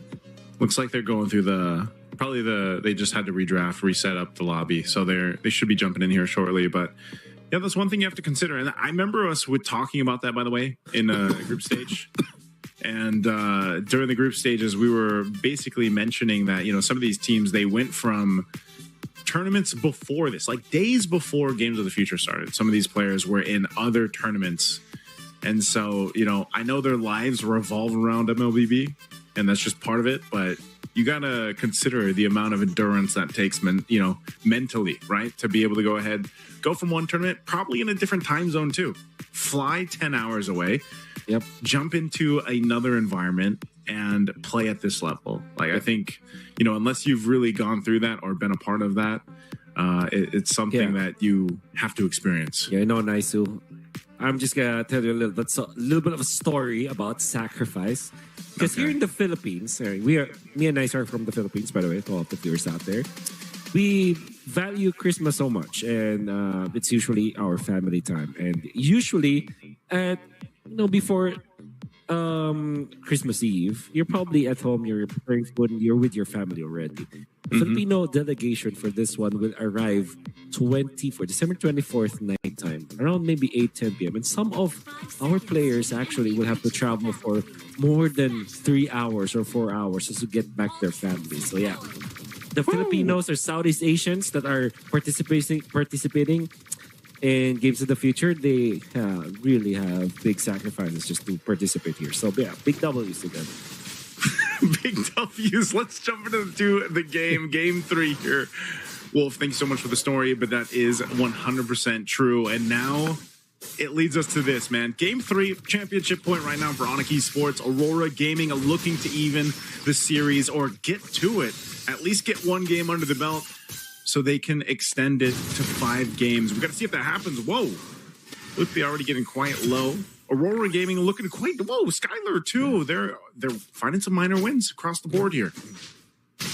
Putting ONIC low as well as forcing some of those battle spells. Kairi is just level 2. Will actually skip the orange buff, but he did take away the Crammer from TNZ.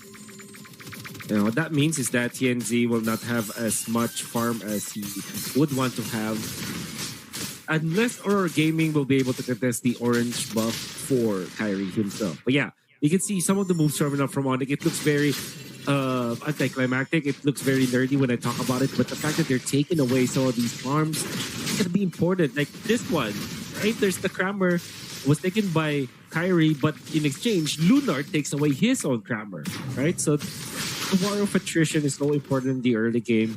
And Aurora Gaming kind of felt like, okay, they're not going to be pushovers in this grand final. They are going to be fighting back already, pressing the advantage, pressing the attack in the early stages of the game. That's what I said they had to do. You know, Aurora Gaming has to get their foot started right away into this match, and they seem to be wanting to do that. TNZ is level 4. He's got the Shadow Kill available. Wasn't going to go for it just yet. Doesn't want to overextend in this. Turtle's going to be for the taking, though, and it's going to be started up by Kairi as it has throughout the series. We'll see who gets it. Kairi secures the Turtle. Shadow Kill going to be used as well. TNZ could be in trouble. He does get away with a sliver of health left. Luckily, he doesn't go down. But ONIC will get that objective. Now they're going to put pressure here on the purple. They know TNZ is low, and this is an opportunity for Kairi to go ahead and potentially take this purple buff away from Hayabusa, and he'll do just that. How great was that? Setup movements coming out from Kairi, showing us finesse with this Lancelot. We know that he is more than able to do that. No, my goodness, Kiboy. I mean, you don't have to explain that. That's Flicker Divine Judgment that Kiboy has probably done so many times. So the way that they set it up, they forced him to be in that spot because of their aggression in the purple buff. And then Kiboy is already prepped up for that. Even Sans is there as well. They didn't even have to commit more flickers after Kiboy's flicker. Oh my goodness. ONIC are they're just on the mission now, man. That's Kiboy, man. You know, that's what I was saying. It doesn't matter if it's the Kaja or the Cho that we usually see, tell the Tigreal. You know, there's so many roams, but the best roams out there play this nearly the same. Now some pressure in the mid. Shadow Kill is going to be used, but it is going to be split up. He could be in trouble. 1 HP. He is Kiboy. That's what I was saying, man. He actually stays alive. Good thing Kairi was there to help kind of juggle that Shadow Kill. And you know what? He actually saved himself and Sansa during that exchange. He actually tanked the initial dash coming out from the Hayabusa, which is one of the 5 shadows that you can actually go for, which that would have connected to Sans, which will mean that the ultimate will be able to take out Sans because Sans didn't have the brilliance anymore after that. He blocked it. He survived because he was under the outer third energy shields. And the rest was history. TNC just can't get the recovery farm. Gonna pressure this once again. TNC trying to get into the zone. The Sans will secure the turtle. The fight's gonna break out. Pagu's already gone. Falling Star Moon from Loopy, providing the space. He'll tank up the Shadow Kill, and he'll go for a kill as well. Sans picks up another. Kairi could be in trouble. Rosa 1 hit away, but it's a double for Sans. The jungle is insane under the turrets. And now Lunar trying to get away. Loopy sees him low, but has to deal with Siggy Bum too. Loopy should be fine. He's an Esmeralda. still has the Purify as well, so he'll just poke a little bit further and then call off. Kiboy again going for the Divine Judgment. Eventually was taken out, but ONIC have taken much better trades afterwards. They have taken out TNT for the second time. Rosa almost outplayed Kairi in there, but Kairi just hold on to Sans. Sans gets the double kill on top of the turtle kill, by the way. Kairi sort of missed. I don't know how that happened, but he apparently missed the retribution of the turtle. Good thing Sans was there to pick up the stack and take that. And now TNZ again, third death on the Hayabusa, man. Hey, that's not where you want to be for the Hayabusa, and at this point, it's just Kiboy going in with a Divine Judgment every time that flicker's available.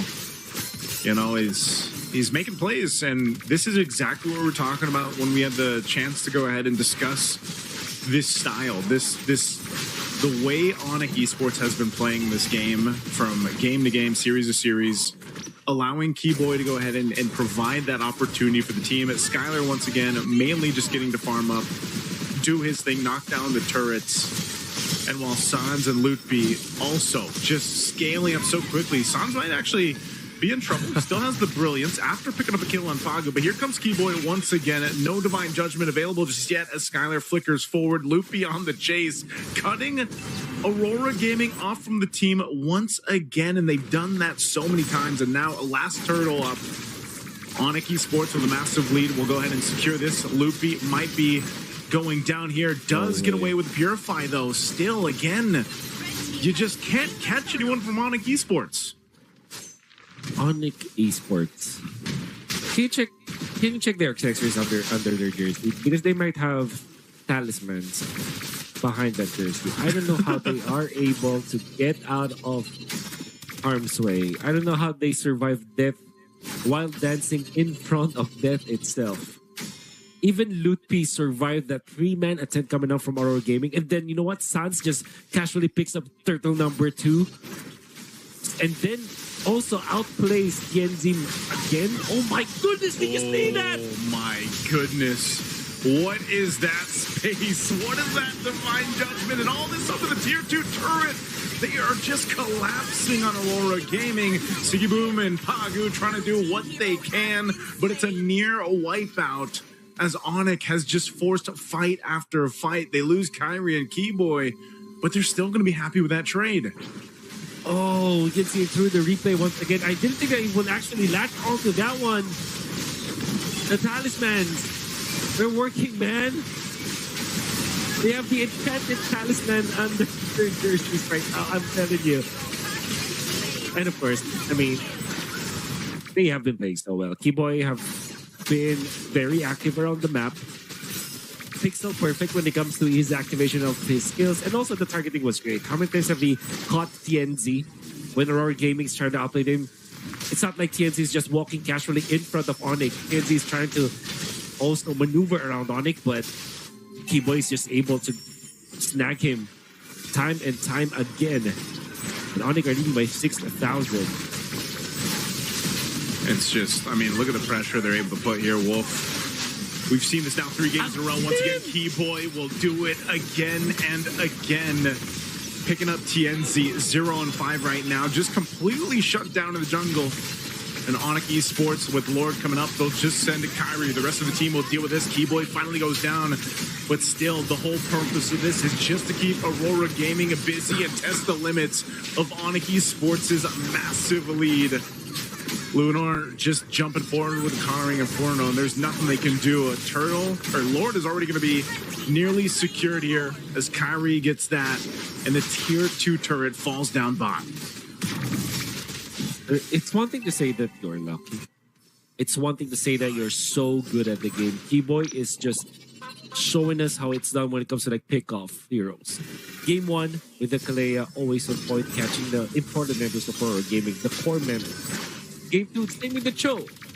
Actually won it for the team. And now, 8 assists with this Kaja, catching TNZ time and time again. 0-5 for this Hayabusa.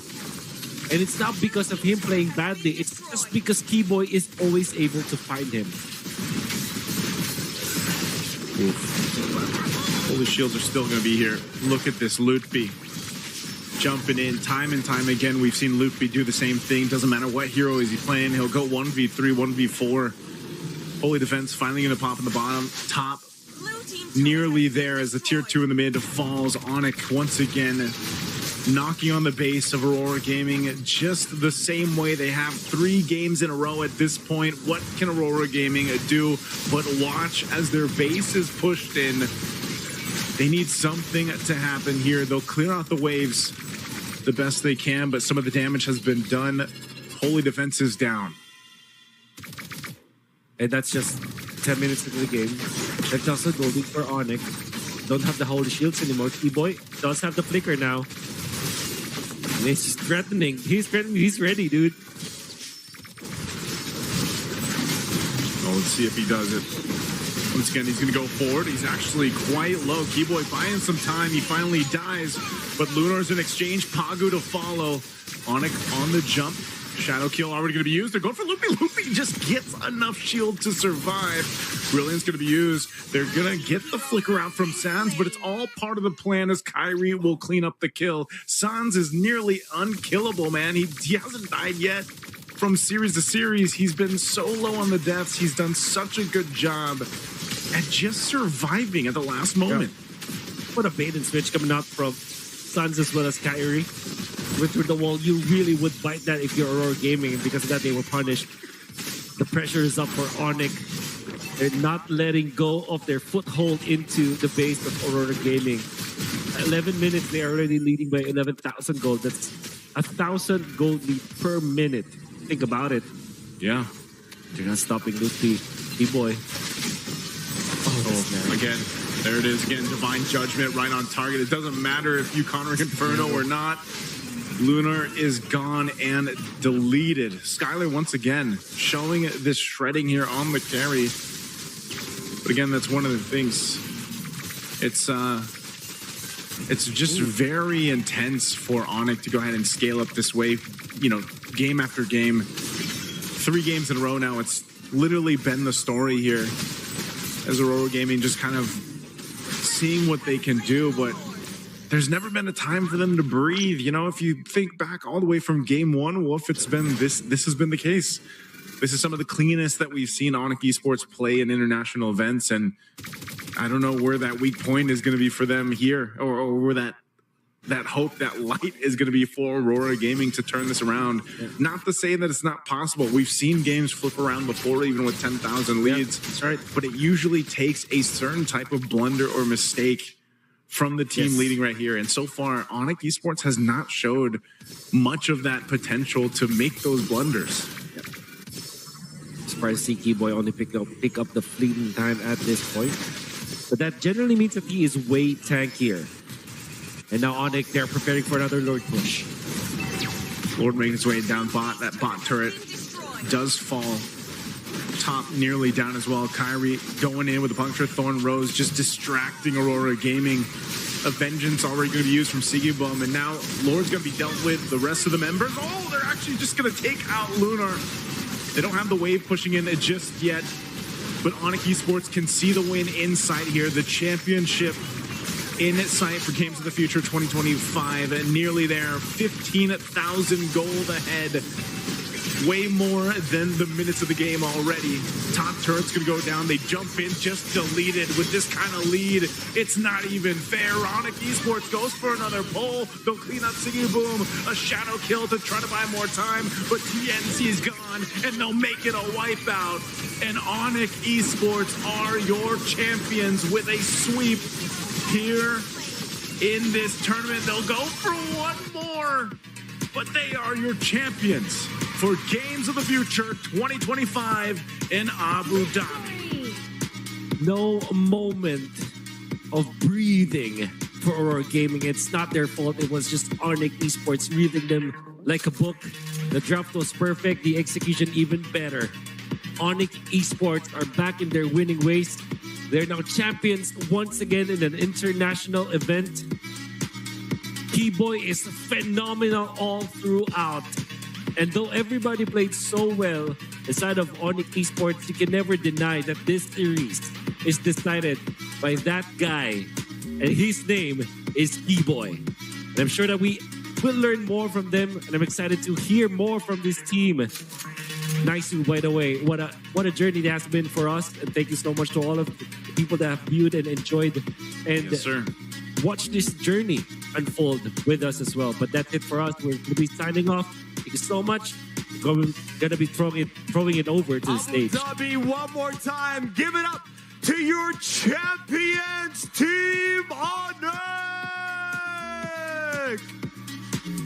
Listen up. I want to hear from each member of the team. No excuses whatsoever.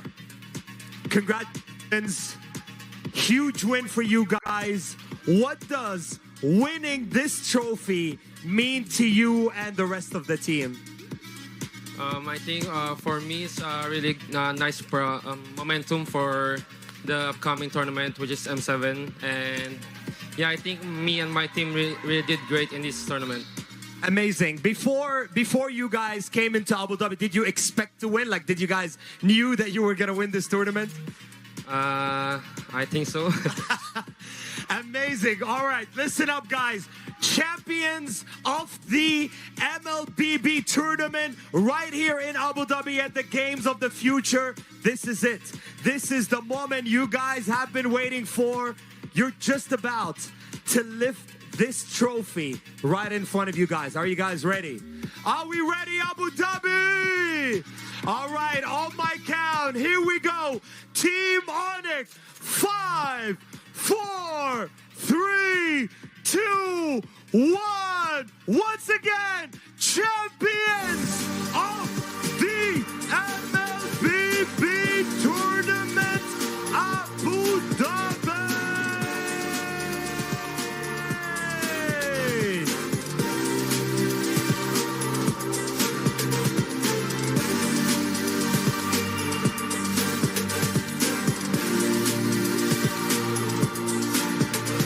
Well done, Team ONIC, officially crowned as the champions of the MLBB tournament. This is how we do it at the Games of the Future in Abu Dhabi. One more time, a bigger round of applause to your winning team right here. A much deserving win for Team ONIC in Abu Dhabi. You guys are able to come in close to the stage to capture this moment. Stand up, Abu Dhabi, and a bigger round of applause to Team ONIC right here. Wow, what an incredible achievement for Team ONIC tonight.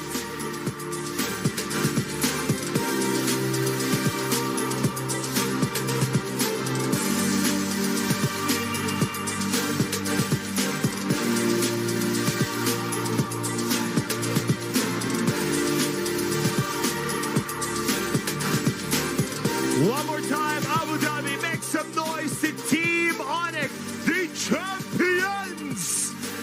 MLBB Abu Dhabi tournament right here at the Games of the Future. Come on, everybody, get closer to the stage and let's capture this incredible moment. The entire team of Team ONIC with a clean 3-0 win.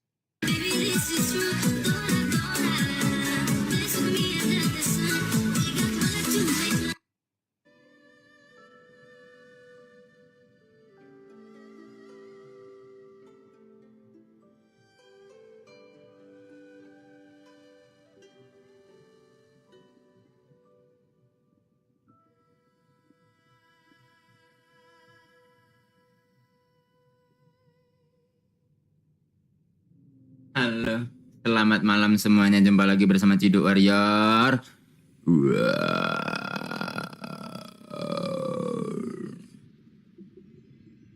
Ada Kang Kenut, ada Yasif Mahadi, ada GW145, Ahmad Angga Mudofar, Rikov, Syam Liok, Rio Andika, Black Clover, Azhar Rivaldi, Ili, IQ7, Zulfikri, Leon Fau Barford, kemudian ada Muji 26, ada Cikgu R1P, ada Anunya 06, ada Ilyas Misbahudin, terus Fauzi Rastaman, terus Anunya lagi, Fauzi Rastaman lagi, terus kemudian ada Liralei Avaron, Yanto Games, Muhammad Adha, Adrian Sagala, Mas Alvan, terus Anunya, CNV Gis, Kiuk, Dika Ziutus, terus kemudian ada Afrian 7X dan lain-lain. Welcome to the stream. Selamat datang di channel Ciduk Warrior.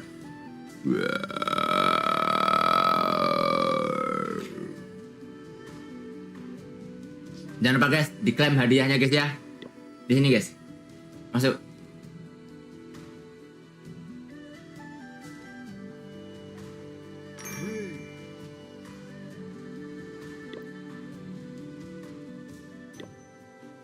Gratis.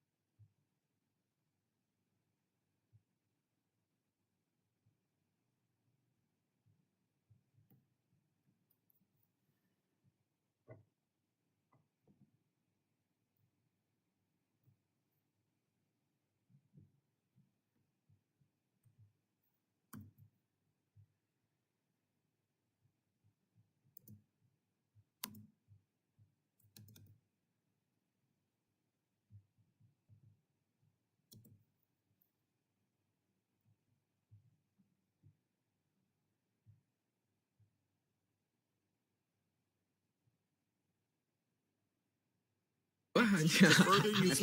Duit menang anarkis 1000 dapat tower atas sama tower Bukan bawah. main.